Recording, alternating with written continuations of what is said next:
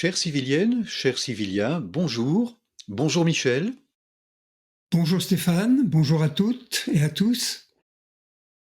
Aujourd'hui, nous allons aborder le thème fonds de rémunération et monnaie de contribution, exemple concret de fonctionnement de services publics civiliens.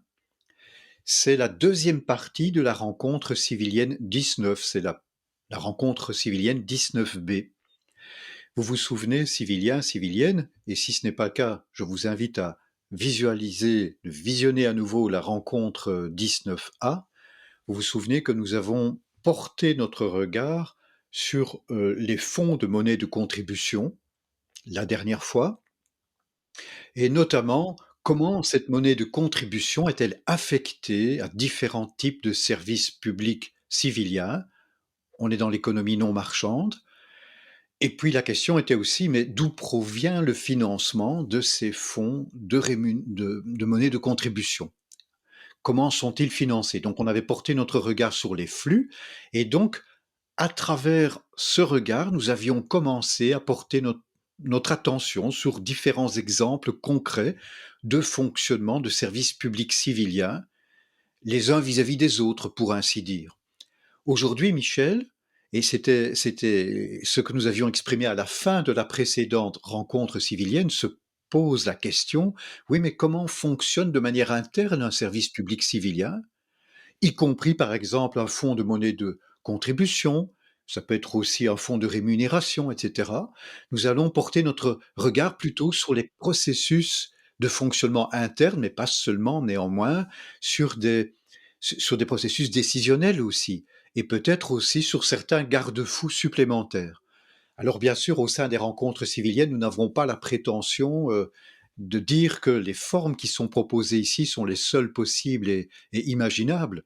Il s'agit plutôt d'imaginer des formes potentielles pour ouvrir euh, des pistes vers une orientation civilienne de la vie sociale, sociétale. Néanmoins, en proposant ces pistes qui sont imaginées, nous pensons que nous pouvons déjà avancer d'un pas supplémentaire, ne serait-ce que pour ouvrir l'imagination civilienne, le dynamisme civilien. Et de toute façon, ceci ne m'engage que moi personnellement, ayant déjà pris connaissance des pistes que tu vas nous proposer aujourd'hui, Michel. Ces pistes, elles me semblent vraiment déjà très intéressantes et pertinentes. Je présume, civiliens, civiliennes, que vous êtes nombreux et nombreuses, tout comme nous, à avoir déjà vécu des situations en entreprise ou au sein de services publics où existaient certains dysfonctionnements, qu'il s'agisse de dysfonctionnements dans des processus de décision, des dysfonctionnements dans certains comportements de certaines personnes, etc. Et vous allez découvrir, il me semble, grâce à la présentation que va nous faire notamment Michel aujourd'hui, qu'on peut imaginer des formes qui ne sont bien sûr pas parfaites, elles ne sont jamais parfaites, elles devront toujours évoluer, mais on peut néanmoins déjà imaginer des formes qui permettent de contribuer à créer les conditions les plus favorables euh, au développement et à la création de services publics civiliens. Donc, Michel, j'ai pris la parole pour introduire un peu le sujet, mais je te cède justement maintenant la parole, en me réjouissant d'ailleurs de t'entendre nous présenter quelques pistes imaginées de fonctionnement de services publics civiliens. Et si je me trompe, il s'agit toujours bien de la monnaie de contribution. Oui, c'est là-dessus que nous allons travailler aujourd'hui, sachant que ce que nous allons proposer comme principes généraux de fonctionnement de service public, c'est valable aussi pour un service public de la santé ou pour un service public de l'éducation ou des transports ou de l'énergie, etc. Donc, c'est surtout des principes de base, comme tu l'as esquissé tout à l'heure, sur lesquels nous allons échanger, la forme pouvant être adaptée selon les circonstances et dans le temps, c'est susceptible bien sûr d'évoluer. Hein. Donc, essentiellement, des grandes lignes, des grands principes.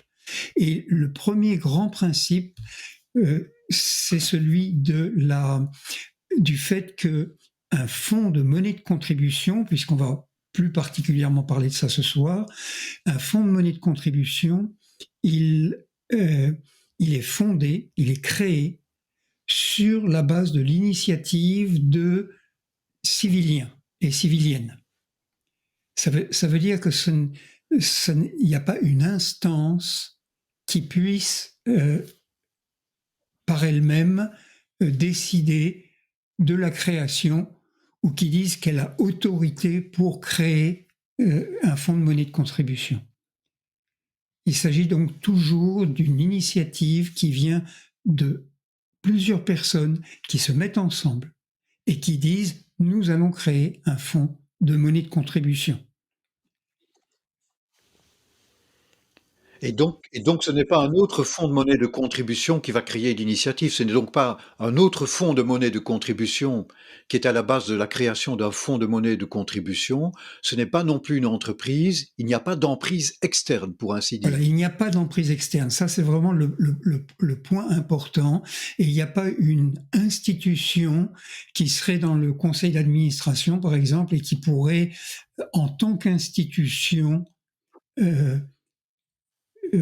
faire entendre sa voix. C'est toujours des avis d'individus qui sont là. Ce sont des personnes individuelles qui doivent faire valoir, faire entendre leur voix, mais il ne peut pas y avoir une question d'une institution qui serait à l'intérieur du fonds de monnaie de contribution et qui pourrait orienter dans une direction ou dans une autre. Ça doit rester au fond libre et c'est le jugement individuel qui doit être déterminant dans la situation, ou plutôt la convergence de plusieurs jugements individuels qui va, sachant que aujourd'hui, on voit bien que les questions de majorité-minorité ne sont pas un mode de décision réellement favorable et qu'on peut trouver d'autres méthodes. Je ne vais pas rentrer dans le détail maintenant, mais il y a plusieurs méthodes qui existent et qui permettent de ne pas avoir des décisions qui se prennent à 51-49 par exemple, ce qui fait 49% de mécontents et qui empêche une vraie dynamique. Donc je parle là bien sûr de formes de décision, de prise de décision qui vont dans le sens du consensus, ce qui ne veut pas dire l'unanimité, bien sûr. Mais bon, ce serait un thème en soi, mais il existe beaucoup de choses qui ont été développées sur ce plan-là, donc je n'insiste pas. Par contre, le fonds de monnaie de contribution, on verra tout à l'heure, quand on parlera d'un autre organe de ce service public, on verra tout à l'heure qu'il peut être créé à l'instigation de cet organe dont on va parler. On y vient tout de suite. Mais quand je dis à l'instigation, ça ne veut pas dire que c'est lui qui va le créer. Il va simplement donner l'impulsion. Mais ce seront toujours des individus qui vont faire cette création. Voilà. Alors un autre aspect important, c'est que cet institut, ce fonds de monnaie de contribution, il a bien sûr un conseil, mais ce conseil, je propose qu'on l'appelle plutôt conseil de veille que conseil d'administration. C'est-à-dire un conseil de veille, qu'est-ce qu'il va faire? Il va regarder que l'institution qui a été créée, elle répond bien à ses buts qui ont été annoncés, et qu'elle est conforme, elle se comporte conformément à ses buts et au cahier des charges général des fonds de monnaie de contribution. puisque bien sûr tout ceci s'inscrit dans le cadre d'un cahier des charges qui lui a été défini par la loi. Donc on a un cadre légal et le fonds de monnaie de contribution doit se conformer à ce cadre légal qu'on peut appeler cahier des charges dans ce cas-là. Dans ce conseil de veille, qui est-ce qui va siéger? Eh bien, ce sont des personnes qui ont des compétences pour pouvoir regarder le fonctionnement d'un fonds de monnaie de contribution. Elles sont choisies par rapport à leurs compétences. Elles peuvent par exemple être des personnes qui vont avoir des grandes compétences sur le domaine dont s'occupe le fonds de monnaie de contribution. Si par exemple c'est un fonds qui s'occupe de théâtre, par exemple, eh bien prendre des personnes qui connaissent bien le milieu du théâtre.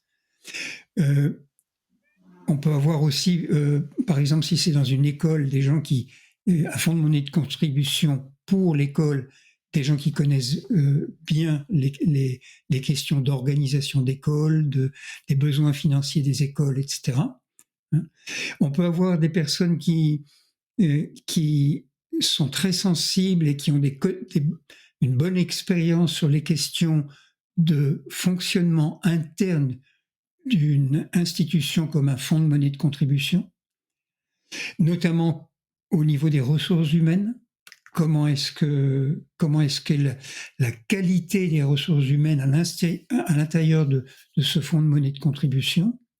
On peut avoir des personnes qui sont très sensibles aux questions environnementales, qui regardent est-ce que le fonds de monnaie de contribution il a une attitude vis-à-vis des questions d'environnement qui est suffisante, ou bien est-ce qu'il peut s'améliorer, et bien sûr des personnes qui ont des compétences par rapport à la comptabilité, à la gestion financière d'un organisme comme celui-là, pour bien sûr avoir une analyse très pointue sur les fonctionnements ou dysfonctionnements. Donc un conseil de veille, c'est-à-dire il doit veiller à tout ce qui se passe, et on verra quand on parlera de l'Institut d'audit qu'un de ses rôles est bien sûr d'étudier en profondeur les rapports de l'Institut d'audit.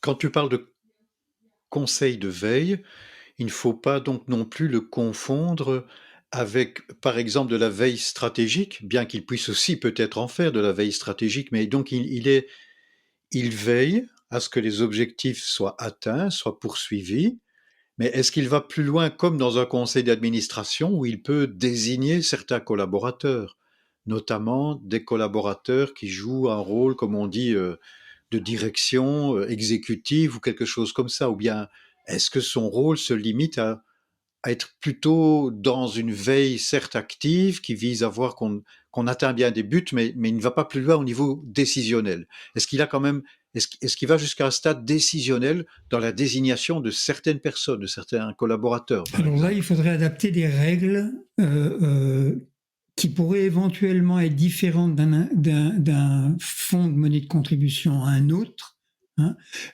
mais qui ne devraient pas être en désaccord avec le cahier des charges. Donc on peut imaginer plusieurs types de fonctionnement. Je ne sais pas si c'est nécessaire d'en imposer un modèle identique partout. Mais il est certain qu'il faut qu'il y ait qu'il existe une possibilité pour que le conseil de veille, à un moment donné, mette un veto si c'est nécessaire. S'il est simplement conseil de veille et qu'il n'a aucun pouvoir d'arrêter quelque chose qu'il juge incompatible avec la charte ou le cahier des charges des fonds de monnaie de contribution, il faut qu'il puisse mettre un veto. Mais mettre un veto, ça ne veut pas dire, par exemple, que c'est lui, il peut mettre un veto au choix d'un collaborateur, par exemple, mais ça ne veut pas dire qu'il va choisir le remplaçant. Ça peut être, le cas qu'il le choisisse si l'institut s'est donné cette forme-là, mais ça peut ne pas être le cas s'il y a eu un autre choix. Mais la notion de pouvoir mettre un veto et même mettre un veto sur la totalité de l'équipe, par exemple, ça peut être, ça devrait être possible.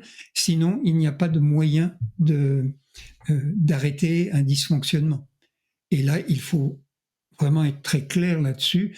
Une institution, quelle qu'elle soit, ne peut pas résoudre des problèmes. Elle peut permettre que les problèmes apparaissent au grand jour et qu'on n'attende pas 5 ans pour les voir.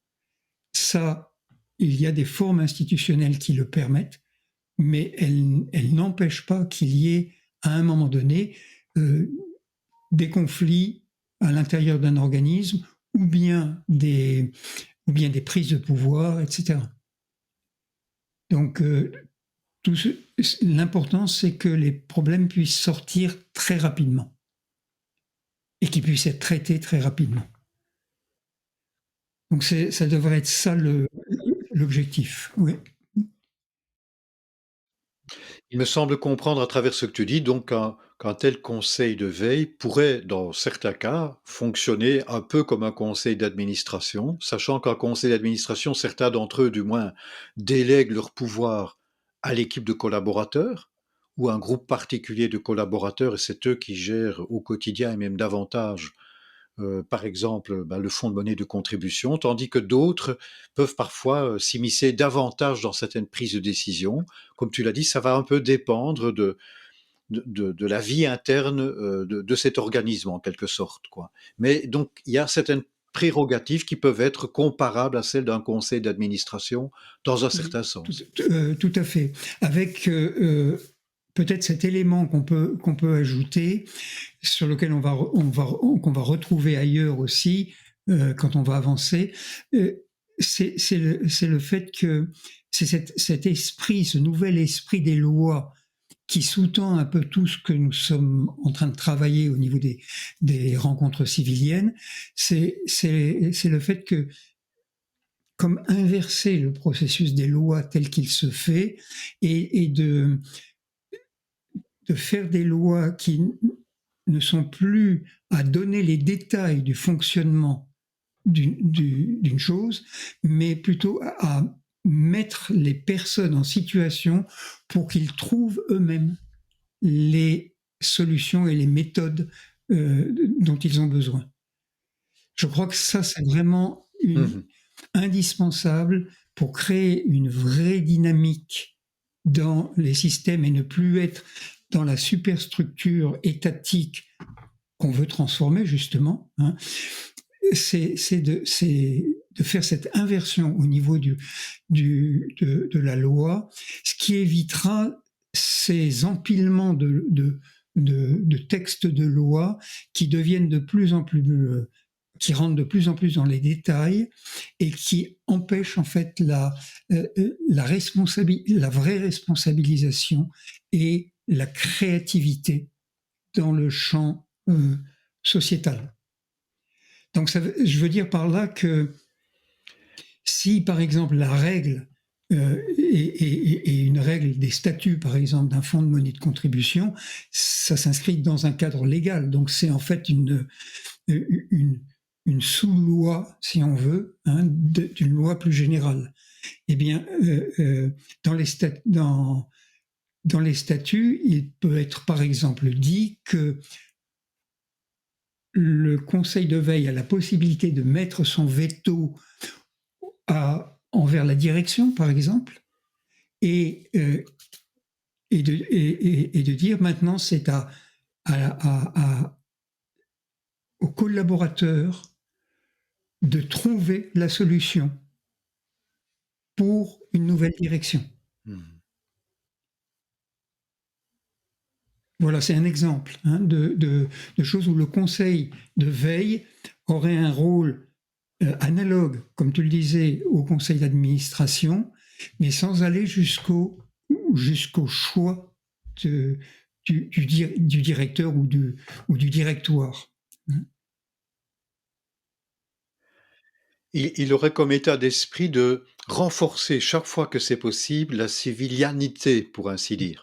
C'est ça l'état d'esprit. Il faut que la civilianité puisse se développer, qu'elle se développe de plus en plus, Oui. autant que possible. Et alors, on peut prévoir des cas limites, ou si par exemple, je ne sais pas, au bout de quelques temps, l'équipe n'a pas réussi à se mettre, d'accord sur quelque chose, on peut dire, bon, si par exemple, au bout de 3 mois, vous n'avez pas avancé sur ce point-là, eh bien, nous interviendrons pour, pour proposer une solution. Voilà, on peut avoir plusieurs formes, et ce qui serait intéressant, c'est que plusieurs fonds de monnaie de contribution essayent des formes différentes. Et peu à peu, ces formes différentes vont faire école.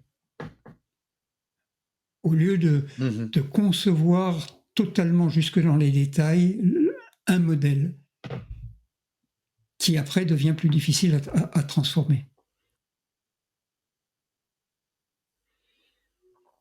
On est là encore dans l'esprit de l'expérimentation sociale et Qui est sociétale. vraiment fondamental. Alors, on peut maintenant peut-être regarder un deuxième organisme qui va jouer un rôle important. C'est ce que j'appelle le Conseil de coordination monétaire. Donc, dans ce cas-là, c'est le Conseil de coordination pour la monnaie de contribution, bien sûr, puisque c'est de ça qu'on parle aujourd'hui. Ce Conseil de coordination, il est une instance qui est composée de membres des différents fonds de monnaie de contribution de la région. Donc les différents fonds de monnaie de contribution se retrouvent dans ce cercle, dans ce conseil, et ils ont certaines responsabilités et certaines tâches à accomplir. Ce conseil de coordination, là encore, il va se constituer par lui-même. La loi ne définissant que la règle la plus générale possible, c'est-à-dire, en tant que fonds de monnaie de contribution, vous devez vous réunir, vous associer au sein d'un conseil de coordination pour régler les fonctions propres à ce conseil. La loi ne dirait que ça. Maintenant, comment se fait ce conseil et avec qui, ça va dépendre de la situation dans la région. Et on peut aussi imaginer qu'il y ait plusieurs conseils de coordination, c'est-à-dire que certains fonds de monnaie de contribution vont vers le conseil A, on va dire, et d'autres vont vers le conseil B. Tout ceci doit se faire à partir des initiatives des personnes qui sont sur le terrain, la loi ayant juste obligeant les personnes à créer ce conseil et à travailler ensemble et à trouver les solutions ensemble. C'est la seule obligation que donne la loi. Mais elle est si forte qu'on ne peut pas y déroger. Donc le Conseil de coordination monétaire, son premier rôle, ça va être d'observer la situation des fonds de monnaie de contribution dans ce domaine-là, pour voir est-ce que l'on couvre tous les besoins de la région. Est-ce qu'on s'aperçoit que, par exemple, il y a un nouveau type d'art et on n'a pas le fonds de monnaie de contribution pour répondre à ça. Ou bien, pareil pour la santé, un nouveau type de maladie, par exemple, hein, qui nécessite un traitement spécial, un département spécial dans un hôpital, ou etc. Hein, est-ce qu'on a un fonds de monnaie de contribution qui peut répondre à ça? Si ce n'est pas le cas, alors on revient à ce qu'on disait tout à l'heure, eh bien, il a la possibilité, le Conseil de coordination, de susciter la création d'un fonds de monnaie de contribution. Voyant le besoin, c'est Ah lui oui. qui va peut-être impulser la chose et dire mais qui pourrait le faire? Est-ce que parmi nous, on a les ressources pour le faire? C'est-à-dire, est-ce qu'il y a un fonds de monnaie de contribution qui peut prendre en charge cela? Ou bien est-ce qu'il faudrait qu'il s'en crée un? Et comment va-t-on faire en sorte qu'il se crée? Donc ils ont cette obligation-là, mais ce n'est pas eux qui vont le créer. Il faut qu'ils trouvent les personnes, c'est-à-dire les civiliennes et les civiliens, qui vont le faire. Et forcément, ils vont les trouver puisque si par exemple c'est lié à une question de la santé, eh bien, les personnes qui s'occupent de ce nouveau problème de santé vont susciter des vocations, si on peut dire, chez des personnes pour créer ce fonds de monnaie de contribution, ou bien c'est des personnes d'un autre fonds de monnaie de contribution qui vont quitter l'organisme dans lequel ils sont pour en créer un autre. L'important, oui, Et je vas-y. peux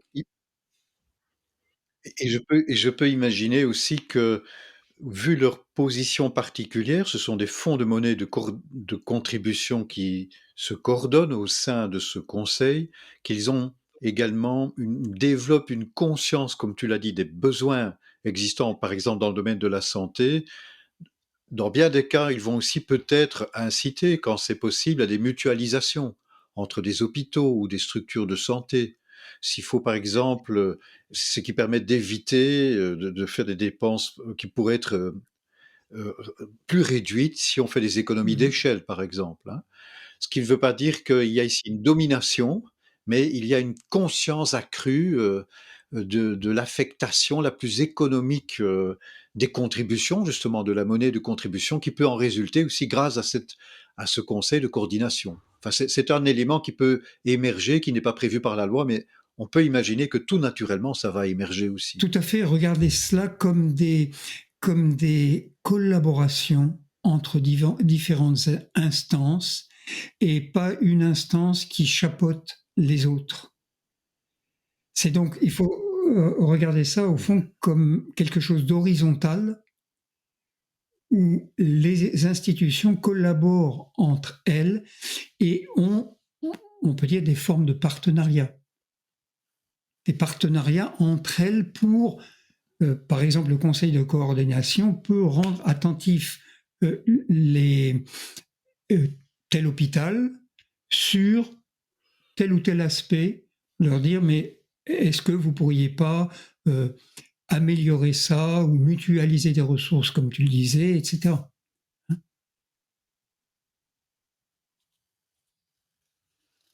Alors il y a une deuxième tâche qu'a le Conseil de coordination monétaire, c'est d'étudier les rapports d'audit. Alors on va parler après de l'Institut d'audit, mais ces rapports d'audit vont jouer un rôle très important. Il doit les étudier, c'est dans son cahier des charges à ce conseil de coordination, et il doit veiller à ce que ce qui est dans le rapport d'audit soit traité. Alors on va détailler ça après. Hein. Une autre chose aussi, une troisième grande tâche qu'a le Conseil de coordination monétaire, c'est de juger les litiges et les plaintes. On peut avoir par exemple, mettons un théâtre qui normalement devrait recevoir les fonds du fonds de monnaie de contribution, mais le fonds lui dit non, oppose un refus. Et le théâtre trouve que ce refus n'est pas justifié.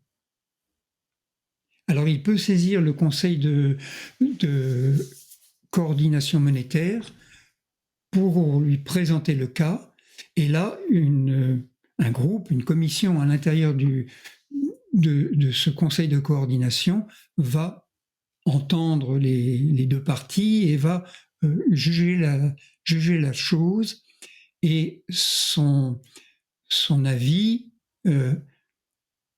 sauf en cas d'appel, devra être suivi. Alors après, il peut y avoir des procédures d'appel, etc., mais on ne va pas rentrer là-dedans peut-être parce que ça ferait intervenir un autre niveau des institutions monétaires, mais je ne veux pas trop compliquer là, ce soir. Et donc il peut y avoir aussi des plaintes, des plaintes, même par exemple de quelqu'un à l'intérieur d'un fonds de monnaie de contribution qui pourrait juger que là vraiment il y a des dérives à l'intérieur, donc il serait un lanceur d'alerte en quelque sorte, et il pourrait s'adresser au conseil de coordination monétaire pour qu'il s'occupe et se penche sur cette question-là. Donc ces trois fonctions, je les redis, les besoins dans la région, au niveau des fonds de monnaie de contribution, l'étude des rapports d'audit, et la troisième rôle qu'il a, ce conseil de coordination, c'est de juger les litiges et de traiter les plaintes qui peuvent être déposées. Bien sûr, ce qui va de soi, c'est que dans tel cas, il y aurait des dispositifs qui prévoiraient que nul ne peut être jugé partie, par exemple. Si une plainte concerne un fonds de monnaie de contribution, eh bien, il ne participe pas à la décision arbitrale qui est prise en cas de plainte, tout simplement. Enfin, tout ça, c'est tellement évident pour nous qu'on ne va pas non plus détailler ça ici, mais c'est bien sûr ce genre de dispositifs Absolument. doivent exister d'office, quoi. Et alors, il y a maintenant une relation dans l'autre sens entre le fonds de monnaie de contribution et le conseil de coordination. Dans un premier sens, c'était des représentants, des personnes du directoire, par exemple, de l'institut du fonds de monnaie de contribution, qui vont siéger dans le conseil de coordination. Mais dans l'autre sens, la relation est dans le fait que le conseil de coordination va attribuer la licence au fonds de monnaie de contribution. Il va lui attribuer la licence sur la base de l'engagement du fonds de monnaie de contribution à suivre le cahier des charges, bien sûr, sur la base qu'il se constitue selon ce qu'impose le cahier des charges, et qu'il a aussi créé un conseil de veille, qu'il a établi des relations avec l'Institut d'audit qu'on va voir, dont on va parler, donc que tout est conforme au cahier des charges. Et donc là, il va attribuer la licence, mais si par exemple, il y avait quelque chose qui apparaissait dans un rapport d'audit, ou s'il y avait une plainte, comme on l'a dit tout à l'heure, qui montrait vraiment qu'il y avait un grave dysfonctionnement, il peut aller jusqu'à retirer la licence, selon bien sûr une procédure. Ça ne peut pas se faire comme ça. On peut imaginer qu'il faut entendre les différentes parties, etc. Mais il peut aller jusqu'à retirer la licence à un fonds de monnaie de contribution. Ça veut dire qu'à ce moment-là, le fonds s'arrête. Les fonds qu'il avait dans la comptabilité externe, comme on l'a présenté lors de la dernière séance, vont être acheminés vers un autre fonds de monnaie de contribution qui va prendre le relais. Et la comptabilité interne, comment dire, le solde de la comptabilité interne du fonds de monnaie de contribution, eh ben, il faudra que ce soit traité comme toute situation de liquidation. Sachant que la licence peut être aussi retirée parce que on voit qu'il y a un risque que le fonds de monnaie de contribution aille à la faillite. C'est aussi une chose à envisager, qu'il y ait une gestion qui ne soit peut-être pas optimale, ou bien que le fonds de monnaie de contribution a une relation telle avec les personnes à qui il doit attribuer les fonds et les institutions auxquelles il attribue les fonds, peut-être que au bout d'un moment, les personnes disent non, on ne veut plus travailler avec ce fonds de monnaie de contribution, donc on se retire, on va vers un autre fonds.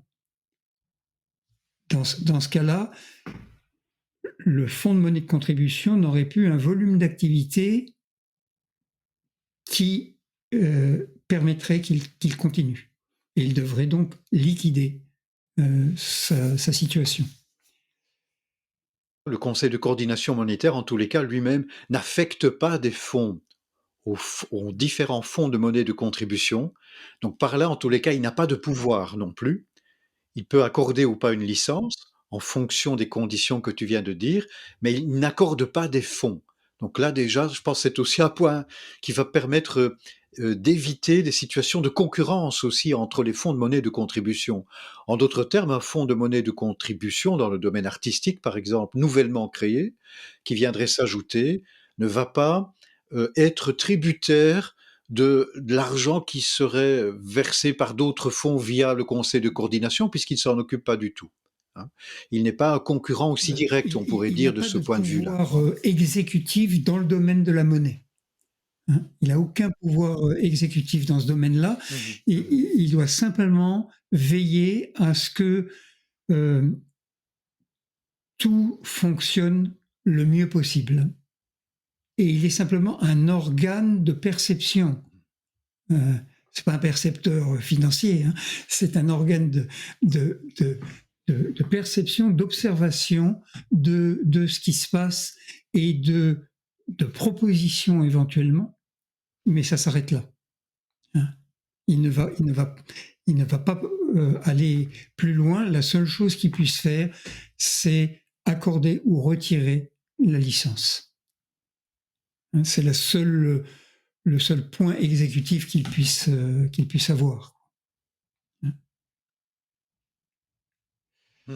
Alors, il est clair que le conseil de veille du fonds de monnaie de contribution va être en relation avec ce conseil de coordination. Il doit savoir ce que pense le conseil de coordination, les rapports des séances, etc. Il doit les avoir pour voir si, par exemple, on a discuté du fonds de monnaie de contribution dont ils sont, pour lequel ils siègent au conseil de veille. Il faut qu'ils soient bien informés. Et puis, bien sûr, on a aussi un conseil de veille pour le conseil de coordination. Un conseil de veille qui doit regarder aussi est-ce que tout fonctionne bien au sein même du conseil de coordination, ou est-ce qu'il y a un certain ronron, un certain endormissement qui s'est fait, ou alors est-ce qu'il y a eu, là encore, des prises de pouvoir qui, malheureusement, sont toujours possibles n'importe où. Donc, ce sera son rôle, et lui, le conseil de veille, il peut être saisi par l'Institut d'audit, par un fonds de monnaie de contribution, il peut être saisi par des usagers.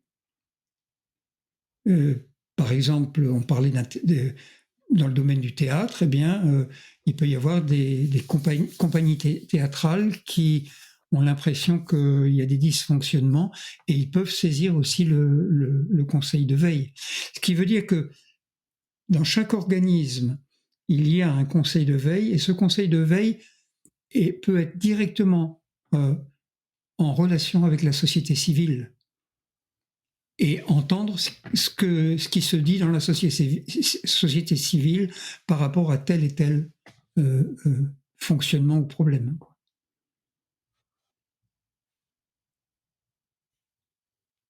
Tout ceci créerait beaucoup de dynamisme.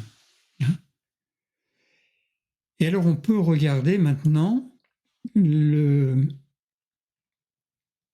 troisième organe de ce service public, ce troisième organe qui est l'Institut d'audit monétaire. Alors je précise bien que tout ce dont on vient de parler, ces trois organes là, dont on vient de parler, sont dans le domaine de la monnaie de contribution. Mais il y aurait exactement la même chose pour la monnaie de prêt, exactement la même chose pour la monnaie de paiement, de consommation quotidienne. Le modèle ou les grands principes d'orientation, d'organisation de ces services publics de la monnaie seraient identiques.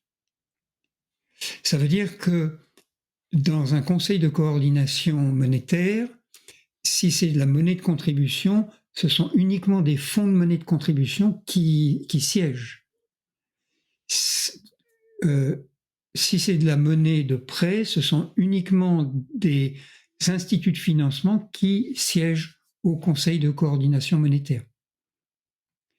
De même, les instituts d'audit, je termine juste ça, les instituts d'audit sont spécialisés dans la monnaie dont ils s'occupent. C'est-à-dire, si c'est la monnaie de consommation, la monnaie de paiement, ils sont spécialisés là-dedans.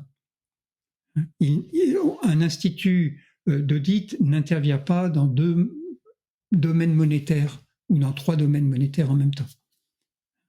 Alors ceci est valable pour les différents organismes monétaires. On trouve la même architecture de base, la même organisation de base, comme tu viens de le dire, et c'est valable aussi pour tout autre type de services publics civiliens. Prenons le cas par exemple qu'il s'agisse de services de santé mentale. Bien, on a le service de santé mentale qui participe avec d'autres services à un conseil de coordination des services de santé mentaux sur un certain territoire.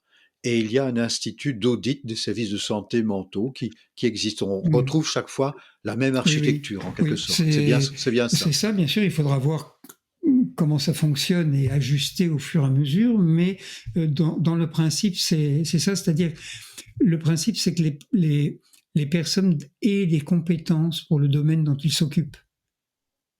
Qu'ils aient ces compétences-là, qu'ils aient une expérience dans le domaine dont ils s'occupent. C'est pas la même chose de s'occuper de monnaie de contribution ou de s'occuper de monnaie de paiement ou de monnaie de prêt.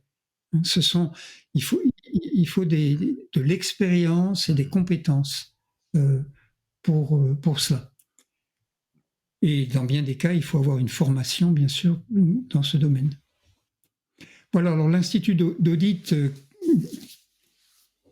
il peut intervenir, par exemple, tous les mois, faire des sondages ponctuels ici et là dans le fonctionnement du fonds de monnaie de contribution. Et il peut faire, par exemple, tous les trimestres ou tous les semestres, un audit beaucoup plus approfondi, où là, il va aller regarder absolument dans tous les recoins, dans tous les détails. Et bien sûr, l'audit porte sur la gestion monétaire dans le cas qui nous occupe, sur la gestion humaine, sur les ressources humaines, sur le fonctionnement du conseil de veille, etc. Donc l'audit va auditer la totalité de chaque fonds de monnaie de contribution, sachant que ça peut être plusieurs instituts d'audit qui s'occupent des différents fonds de monnaie de contribution. hein. Il n'y a pas un seul institut d'audit. Et cet institut d'audit, il est créé là aussi à partir de civiliens et civiliennes qui décident de le créer. Bien sûr, il faut que les gens aient des compétences dans le domaine de l'audit et dans le domaine monétaire dont ils s'occupent ou dans le domaine de la santé si c'est pour un institut d'audit comme tu le mentionnais pour la santé. Hein. Il fait donc ces rapports mensuels et par exemple trimestriels et ensuite il envoie ces rapports à la fois au fonds de monnaie de contribution, au conseil de veille du fonds de monnaie de contribution et au conseil de coordination. Donc, 3 endroits où vont ces rapports, et ces rapports sont accompagnés de recommandations, bien entendu. Et les recommandations vont varier selon la nature de ce qu'ils ont trouvé et qui devrait être modifié. S'il y a quelque chose qui doit être amélioré simplement, alors il va donner des délais pour que cette amélioration soit faite, qui peuvent être, mettons, d'un trimestre, voire même d'un semestre, si ça engage un processus un peu compliqué, il peut donner du temps pour que la chose soit faite. Ça veut dire qu'après, il viendra vérifier si ça a été fait, bien entendu. Et il va peut-être le faire en cours de route, plusieurs fois, venir voir où est-ce que vous en êtes. C'est ce qui est absolument normal pour un institut d'audit.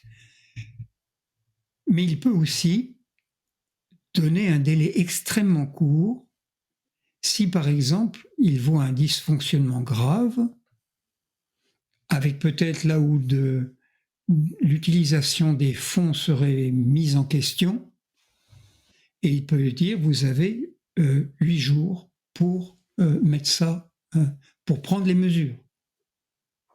Ou même dans certains cas, si c'est un collaborateur, où ils s'aperçoivent qu'il y a un collaborateur qui a fait quelque chose de grave, il pourrait dire, vous avez 24 heures pour régler le problème.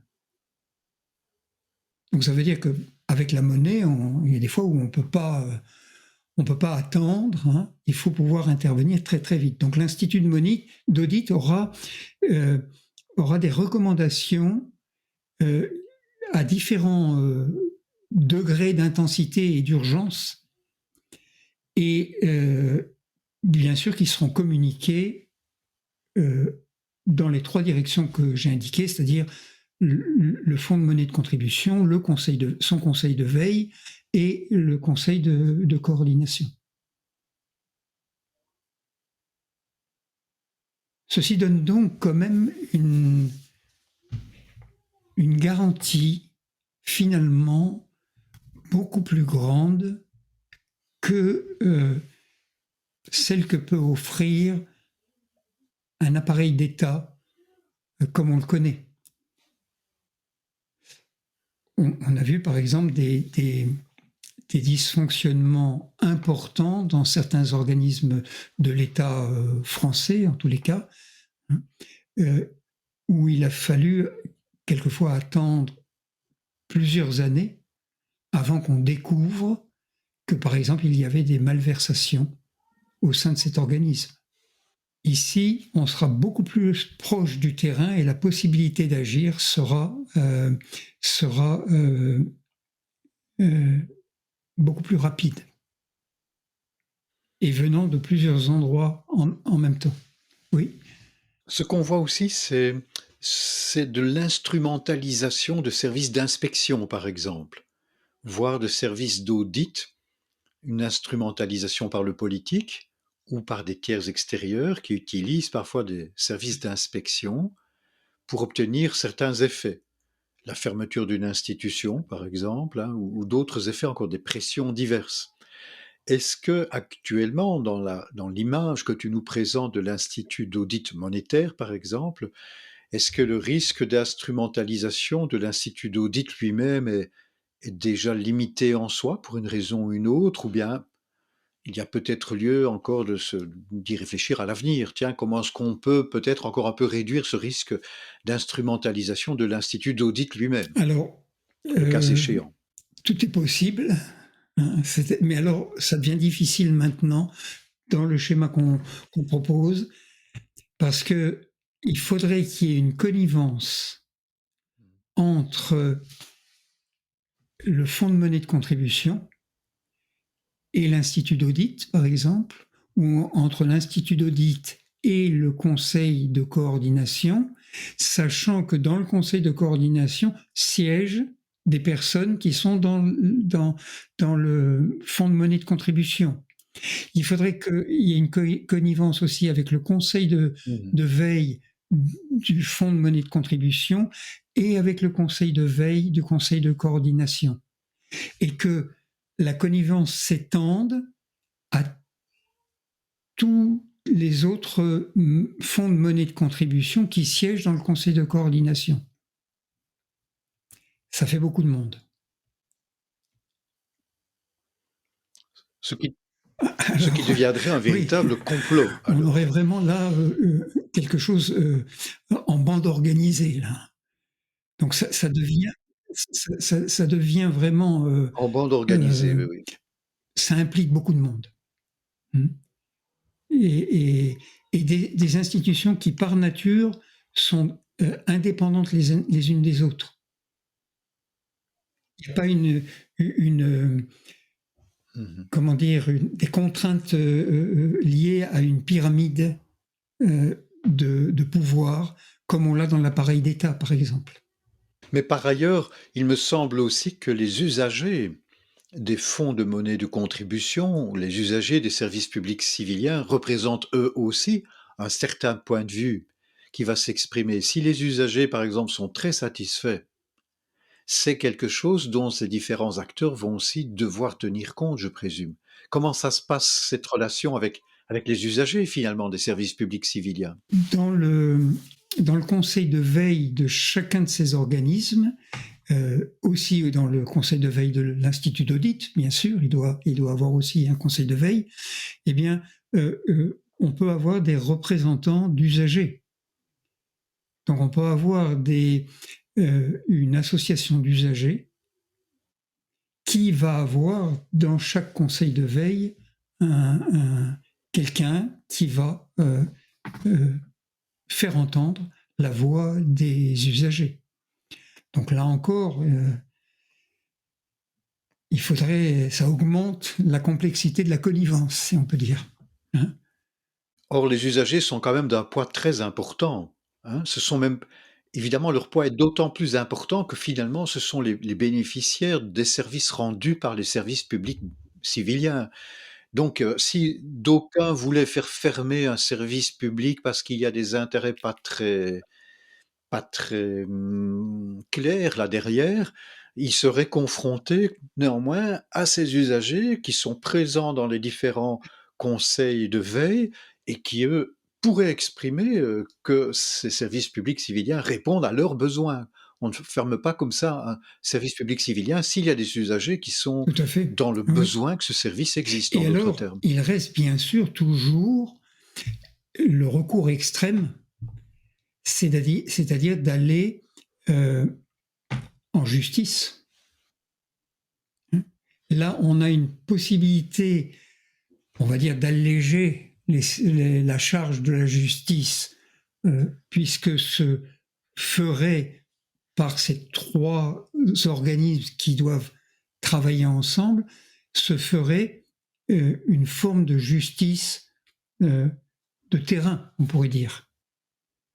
Mais si quelqu'un juge que pour une raison ou pour une autre, on n'a pas réussi à résoudre le problème, mais qu'il y a vraiment un problème judiciaire, alors il peut aller en justice et déposer plainte, et c'est la justice qui tranchera à ce moment-là. en dernier ressort.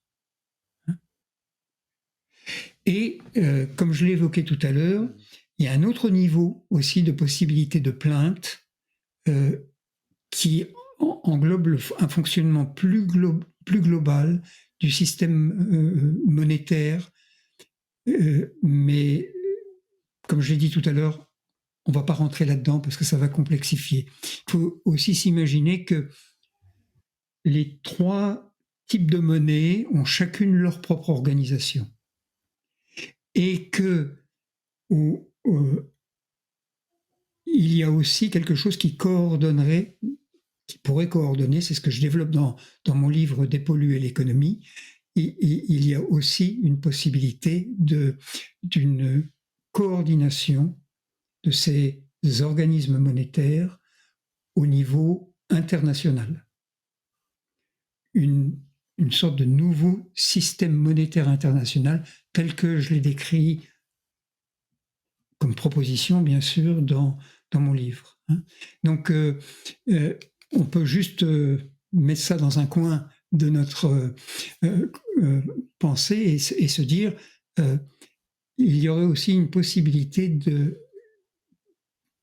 pouvoir saisir des instances supérieures pour faire appel ou pour déposer une plainte si quelque chose n'a pas été réglé au niveau qu'on est en train de décrire maintenant. Donc ça fait quand même plusieurs possibilités de trouver une façon de régler les problèmes qui vont inévitablement surgir, bien sûr.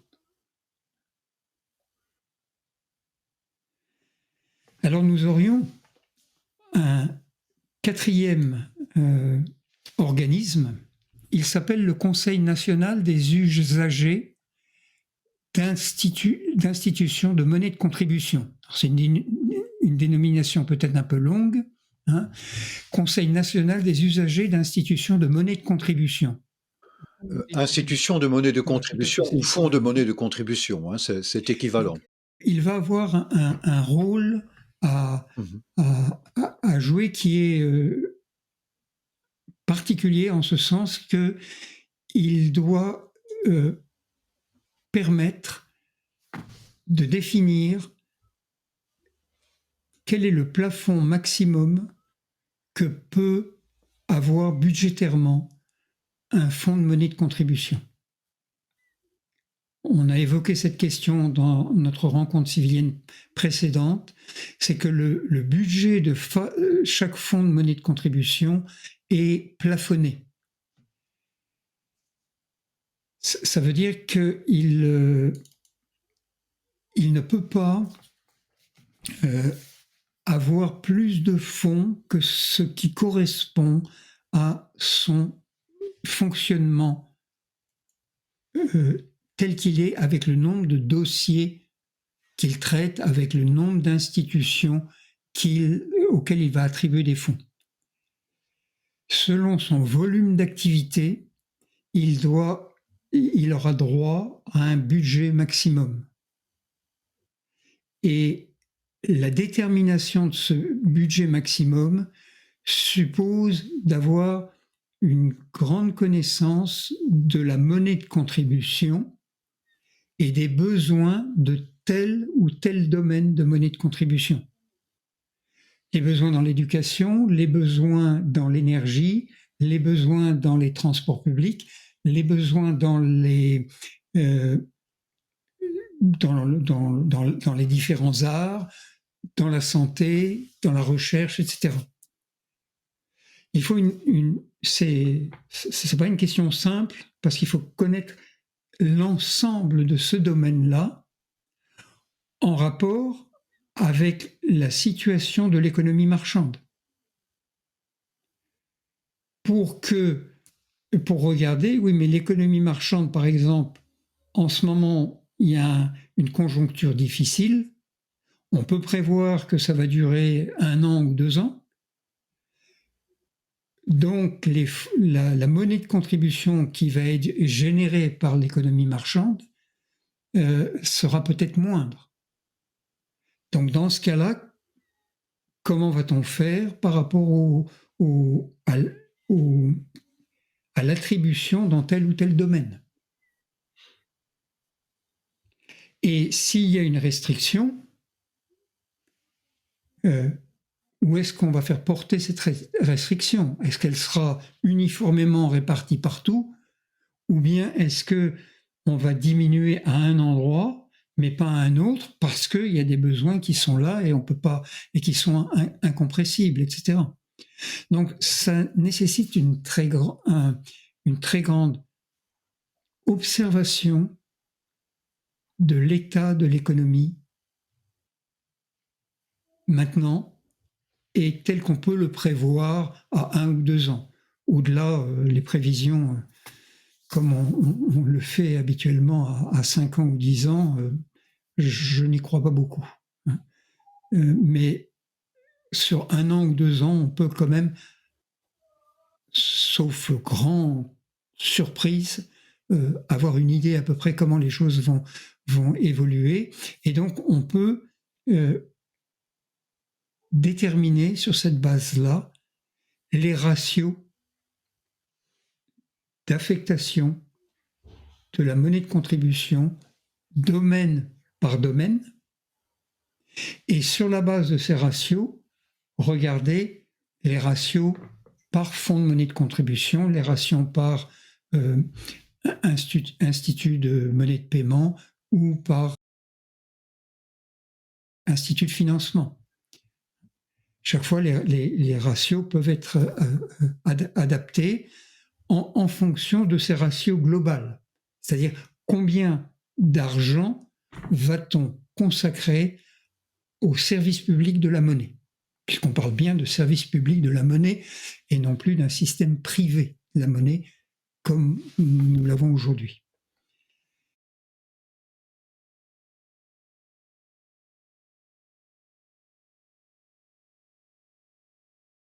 Ce Conseil national des usagers d'institutions de monnaie de contribution a un rôle essentiel et qu'il nécessite de réunir des grandes compétences au sein de cette institution pour qu'elle puisse déterminer ces ratios de la façon la plus objective possible.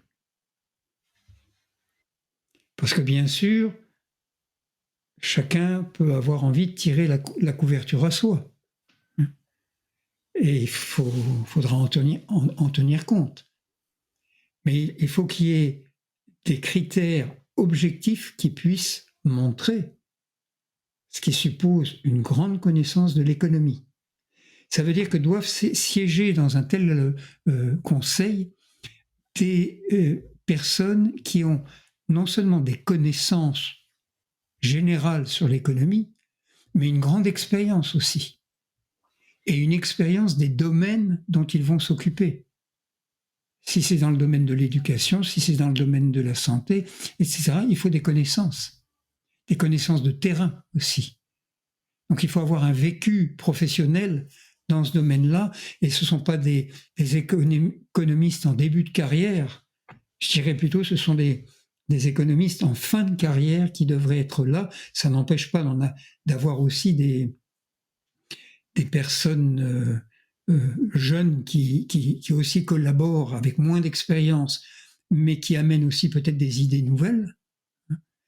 Mais le domaine de la connaissance par le vécu du champ total de l'économie est extrêmement importante à ce niveau-là. Et j'insiste beaucoup là-dessus parce que aujourd'hui, on a en grande partie une connaissance universitaire de l'économie. Et cette connaissance universitaire, elle s'avère impropre à saisir réellement ce qui se passe au quotidien dans l'économie. Elle fonctionne beaucoup sur des théories qui, selon mon observation, ne se vérifient quasiment jamais. mais qui restent les modèles enseignés, les modèles dominants auxquels on tient coûte que coûte, bien que l'expérience montre que ça ne fonctionne pas. On a un vrai problème avec l'économie et c'est l'occasion avec ces conseils qui vont s'occuper de déterminer les ratios d'attribution de la monnaie de contribution, c'est que là, c'est l'occasion pour que on travaille sur de l'économie réelle, telle qu'elle se passe au quotidien. Et qu'on ait des personnes, il faut une grande expérience de l'économie pour savoir comment telle chose qui se passe à tel endroit influe sur une autre chose qui sont ensemble très, très éloignés. Et comment tout ceci se passe dans le réel et non pas dans le domaine des théories que l'on a élaborées. Donc c'est une fonction, ce qui est dans ce domaine de ce Conseil national des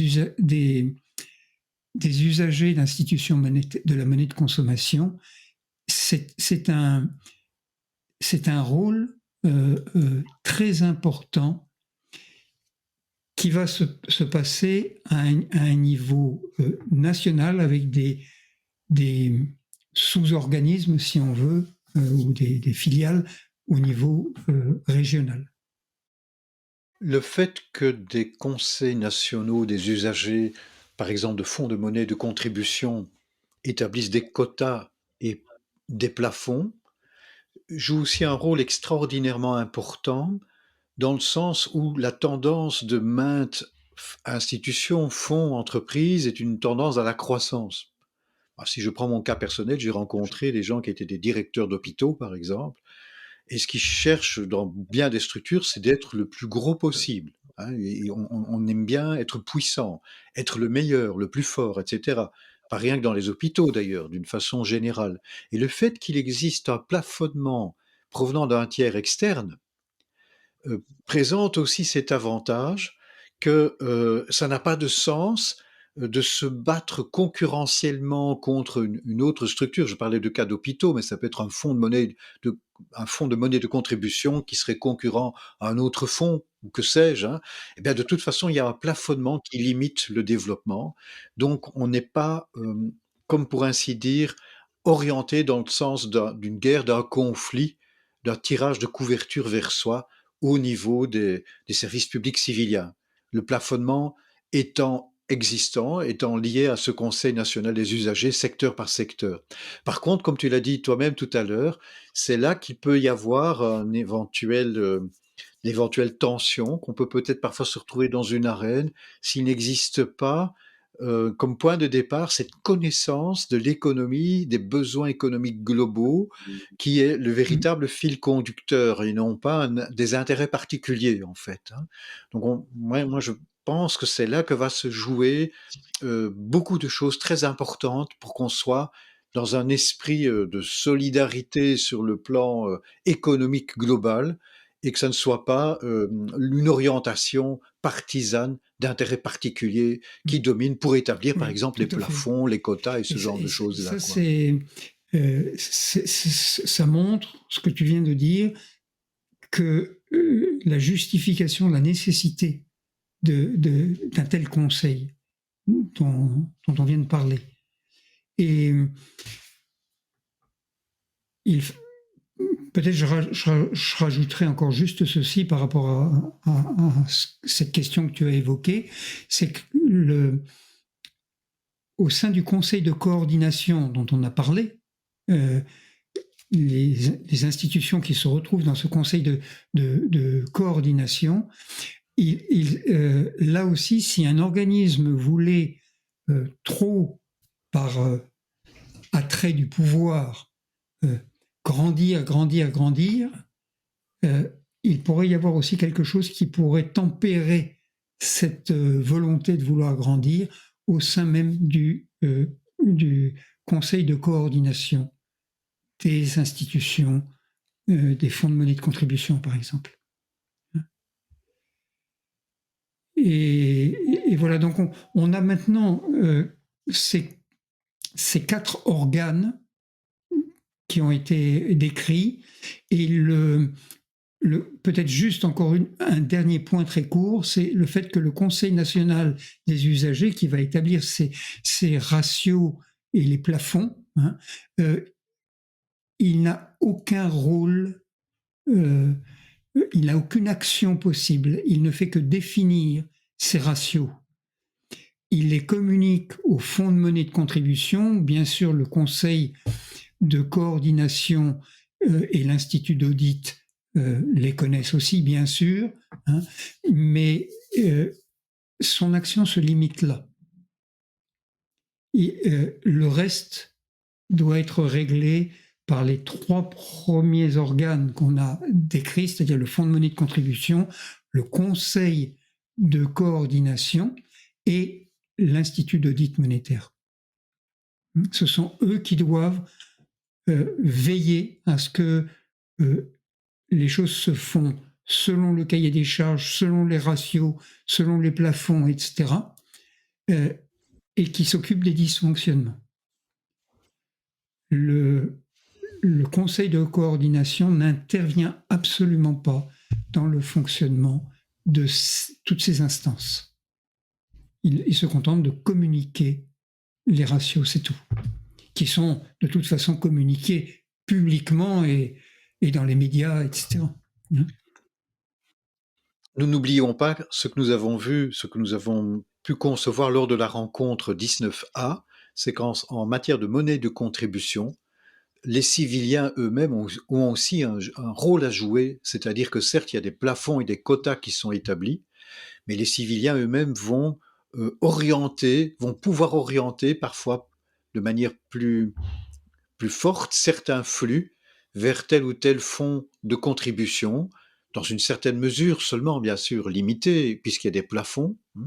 Mais donc là aussi, il y a une espèce d'acteur, je dirais, qui peut intervenir aussi dans l'ensemble de ce fonctionnement. C'est ce qu'on a vu lors de la rencontre 19A, bien sûr. Tout à fait, oui. Et ça, c'est bien de le rappeler, parce qu'il faut qu'on fasse les liens maintenant entre les différentes choses qu'on apporte dans les différentes rencontres civiliennes. Et les choses ne sont pas séparées, elles sont toutes liées, et on doit avoir à l'esprit aussi l'action des personnes, par exemple, dans les entreprises, qui vont attribuer la monnaie de contribution à tel ou tel fonds selon les quotas et les ratios qui ont été déterminés par le Conseil national des usagers. Il me semble, Michel, qu'avec cela, nous avons pu encore progresser aujourd'hui pour donner une image du fonctionnement possible de services publics civiliens, dans le contexte et dans le cas particulier de fonds de monnaie de contribution et plusieurs organes qui leur sont liés. C'est un concept, une architecture de base qui peut être aussi, je me répète un peu, c'est important de se répéter, hein, qui peut être aussi mis en œuvre pour d'autres types de services publics civiliens avec quelques variantes.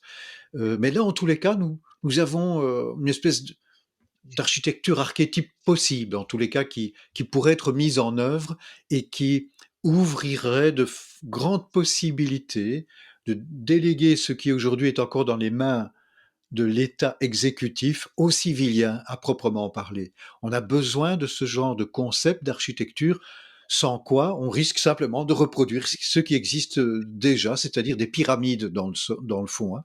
Ici, on a quelque chose qui permet, dans une large mesure, me semble-t-il, d'échapper au fonctionnement institutionnel pyramidal habituel et qui laisse au contraire la place à nouveau aux civiliens, certes de manière différenciée dans différents organes qui ont des rôles et des fonctions spécifiques, mais aux civiliens quand même.